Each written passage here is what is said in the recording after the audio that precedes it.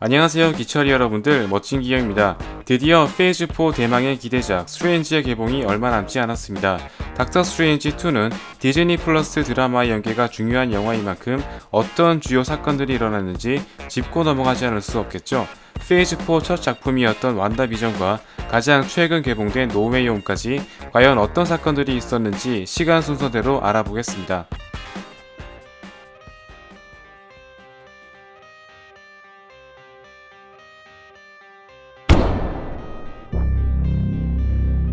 시빌워 이후 쫓기는 몸이 된 나타샤는 노르웨이에서 몸을 숨기고 지내던 도중 레드룸에서 보낸 태스크 마스터와 조우하게 됩니다.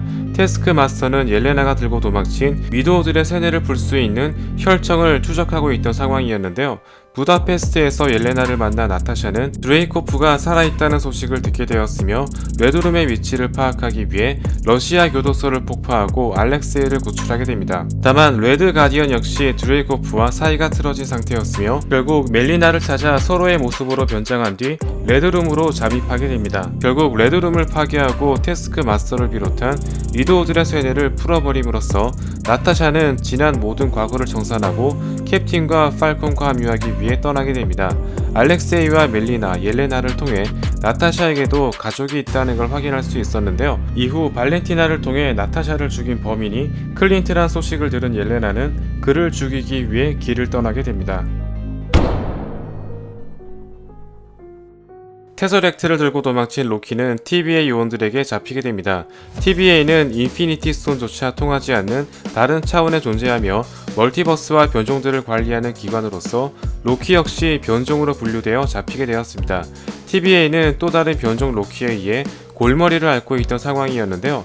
모비우스는 로키와 협력해 그를 잡으러 나서게 됩니다. TVA 요원들을 모두 제압할 정도의 실력을 지닌 이 변종 로키는 실비라는 이름을 지닌 여자 로키였으며 자신의 어린 시절을 망친 TVA의 원한을 품은 채 최고 관리자인 타임키퍼를 없애려는 계획을 품고 있었습니다. 서로 마음을 열게 된 두 사람은 결국 타임키퍼를 물리치게 되지만 타임키퍼는 바지 사장일 뿐 또 다른 존재가 있다는 걸 알게 되었으며 그 순간 라보나에 의해 보이드란 곳으로 추방되게 됩니다. 보이드란 다른 멀티버스에서 파생된 모든 것들이 버려지는 장소로서 이곳에 버려진 것들은 알리오스에 의해 사라지게 되는데요. 이곳에서 또 다른 변종 로키들을 만날 수 있었습니다. 로키와 실비는 변종 로키들의 도움으로 알리오스를 물리치고 결국 TVA 최고 관리자 계속 존재하는 자와 만나게 됩니다. 계속 존재하는 자는 31세기 과학자로서 멀티버스 전쟁에서 승리한 인물이자 본인이 관리하는 타임라인 외에 모든 평행세계를 지워버리는 역할을 맡고 있었는데요. 오랜 관리에 지친 관리자는 로키와 실비에게 대신 관리를 할 것인지 자신을 죽이고 멀티버스 전쟁을 일으킬 것인지 선택지를 주었습니다. 원한이 깊었던 실비는 결국 관리자를 죽이게 되었으며 본격적으로 MCU의 멀티버스가 열리게 되는 모든 원인을 제공하게 되었습니다. 근데 실비 보험은 들었을까요? 실비가 관리자를 죽임으로써 멀티버스가 열리게 되는데요. 다른 평행세계 스트레인지는 교통사고로 크리스틴을 잃게 되고 타임스톤으로도 그녀를 되돌릴 수 없다는 사실에 좌절하게 됩니다. 결국 어느 산속의 신전에서 절대적 시점을 파괴해야 된다는 지식을 얻은 스트레인지는 다른 차원의 온갖 마물을 흡수하며 능력을 각성시키기 시작했는데요. 이때 와처의 존재를 알아볼 수 있을 정도로 각성하기 시작했습니다. 이를 눈치챈 에이전트 1은 스트레인지의 시간선을 두 개로 분리하여 선한 스트레인지와 흑화된 스트레인지 두 명이 같은 시간대에 존재하게 되었습니다. 다만 타임스톤으로 크리스틴을 살리려 한 행동의 부작용으로 모든 것들이 소멸되기 시작했는데요. 선한 스트레인지는 흑화된 스트레인지를 막으려 했지만 결국 흡수되었으며 슈프림 스트레인지는 절대적 시점을 파괴하며 크리스틴을 살렸지만 괴물로 변해버린 그의 모습을 보고 겁에 질리게 되며 결국 모든 것들이 소멸된 세상 속에서 자신이 만든 공허에 갇혀 무너지게 됩니다. 다만 슈프림 스트레인지는 인피니티 울트론을 막을 수 있는 유일한 인물로서 울트론을 물리치며 멀티버스의 평화를 지키게 됩니다. 엔드게임이 끝난 뒤 비전의 장례를 위해 시체를 돌려받으려 한 완다는 끔찍한 실험체로 쓰인 비전을 보고 충격과 슬픔에 잠기게 되었으며 비전과 함께 살기로 한 웨스트뷰 마을에서 각성하며 카오스 매직을 이용해 마을 전체를 헥스로 에워싸게 됩니다. 어릴 적 즐겨보던 시트콤의 추억으로 인해 자신이 만든 차원에서 시트콤 주인공으로 생활하며 자신이 창조한 비전과 두 아들과 함께 행복한 삶을 살고 있었지만 소드, 달시, 지미, 그리고 모니카의 개입으로 점차 현실을 인지하기 시작하는데요. 이때 헥스로 진입하는 모니카의 신체에 변화가 일어나며 에너지를 투사하거나 변화시키는 능력을 얻게 됩니다. 특히 에거사라는 마녀가 등장하여 완다의 능력을 훔치려는 계획을 세우고 있었는데요. 다크홀드라는 마도서를 보여주며 스칼렛 위치가 될 것이라고 일침하게 됩니다. 완다의 모든 능력을 흡수하려는 순간 헥스의 룬 문양을 새겨 다른 마법사의 능력을 차단한 완다는 에거사의 모든 능력을 흡수해 스칼렛 위치로 최종 각성하게 됩니다. 이때 소드에서 개발한 화이트 비전이 가동되고 비전과 격돌하게 되며 비전은 화이트 비전에게 자신의 기억을 모두 전송하게 되는데요. 모든 사건이 끝난 뒤 모니카는 스크럴의 부름을 받고 우주로 진출할 것을 암시했으며 완다는 헥스를 없애버리면서 비전과 아이들은 모두 사라지게 되었습니다. 이후 어느 산속에서 다크홀드를 읽던 도중 어디에선가 아이들의 목소리가 들려오면서 황급히 책을 덮게 됩니다.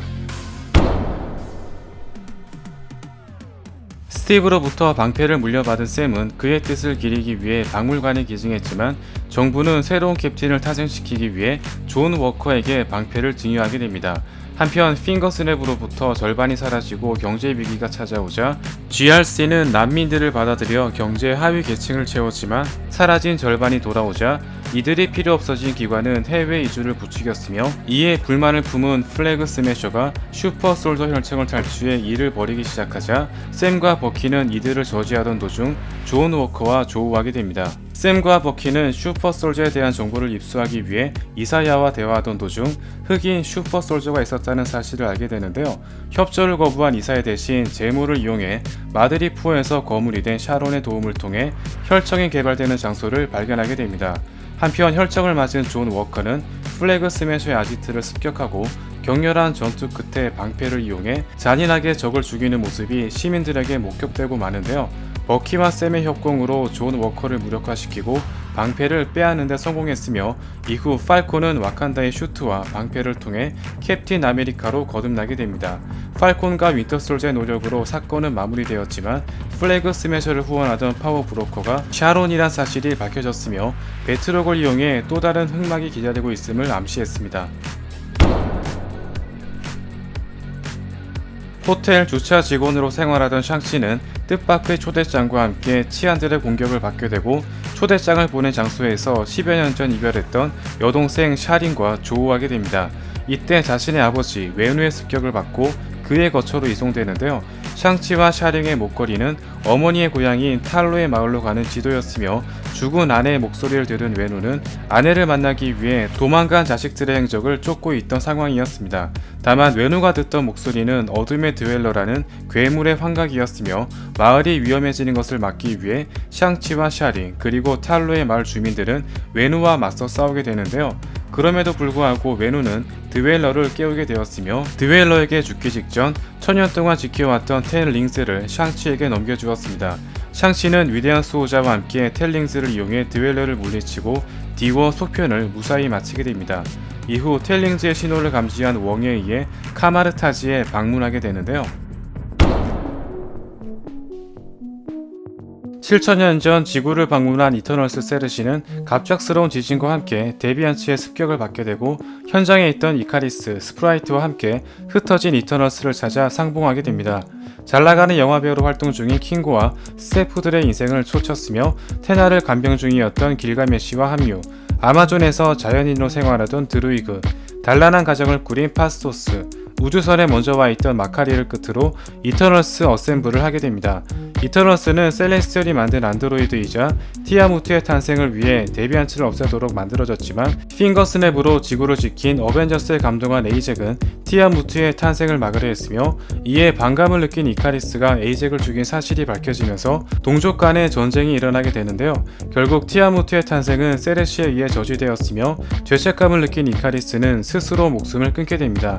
평생을 어린아이로 살았던 스프라이트는 세르시에 의해 인간이 되었으며 이후 다른 이터널스들은 티아무트를 죽인 것을 계기로 아리젬의 판결을 받게 되는데요. 순간 타노스의 동생 스타폭스가 등장하여 사라진 이터널스들이 위험에 처한 것을 알려주었으며 세르시의 남친이었던 데인 휘트머는 대대손손 내려오는 에보니 블레이드를 잡으려는 순간 블레이드의 목소리를 듣게 됩니다. 뉴욕의 한 호텔에서 호크아이가 로닌으로 활동할 당시 장비들이 비밀리에 경매되기 시작했습니다. 순간 마피아의 습격을 받게 되고 케이트는 신분을 감추기 위해 로닌의 복장을 훔쳐 달아나게 되었으며 소식을 접한 클린트는 케이트를 쫓게 되는데요. 크리스마스를 앞두고 문제가 생긴 호크아이는 트랙수트 마피아에게 일부러 잡혀가게 되었으며 어설프게 잠입한 케이트 역시 잡히게 됩니다. 과거 로닌에게 아버지가 살해된 마야의 추궁과 고문을 당했지만 클린트의 활약으로 각종 화살을 쏘며 위기를 모면했습니다. 이후 경매장에서 도난당한 시계를 찾던 도중 옐레나의 습격을 받게 되는데요. 실은 케이트의 어머니 엘리너가 클린트를 죽이기 위해 고용한 사실이 밝혀지면서 사건은 점점 미궁으로 빠지게 됩니다.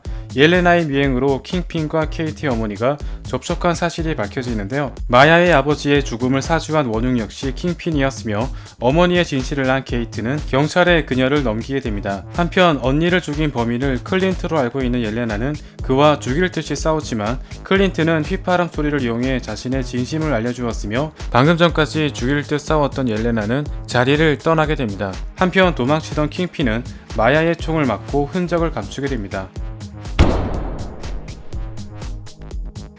미스테리오에 의해 피터는 졸지에 살인자로 몰리게 되며 친구들까지 대학에 모두 떨어지는 등 하루아침에 모든 인생이 나락으로 떨어지게 되었습니다. 스트레인지에게 사람들의 기억을 지워달라고 부탁하게 되지만 계속 옆에서 쫑알대는 탓에 수차례 주문이 수정되고 급기야 멀티버스에 균열이 가기 시작했으며 그로 인해 다른 평행 세계에서 피터를 아는 인물들이 넘어오기 시작했습니다. 이미 넘어온 빌런들이 원래 시간대에서 죽을 목숨이었다는 사실을 들은 피터는 다시 되돌려 놓자는 스트레인지의 말을 무시한 채 그들을 살리기 위해 주문이 담긴 박스를 훔쳐 달아나게 되는데요. 닥터 옥토퍼스의 치료는 성공했지만 노먼 오스본의 사이코패스적인 성격으로 메인 숙모가 사망하게 되었으며 다른 평행 세계에서 넘어온 샘 스파와 어스파의 위로를 받으며 다시 빌런들을 치료하기 위해 박차를 가하게 됩니다. 삼스파의 노력으로 빌런들의 치료에 성공했지만 결국 그린 고블린의 만행으로 박스가 터지면서 다른 평행 세계에서 피터를 아는 인물들이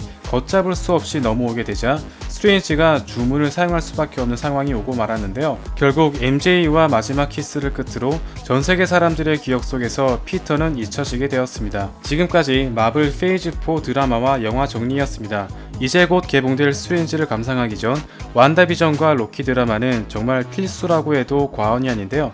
여기에 노웨이홈까지 봤다면 더욱 금상첨화겠죠? 이번 영상은 유독 과언이 등장하지 않은 영상이었는데요.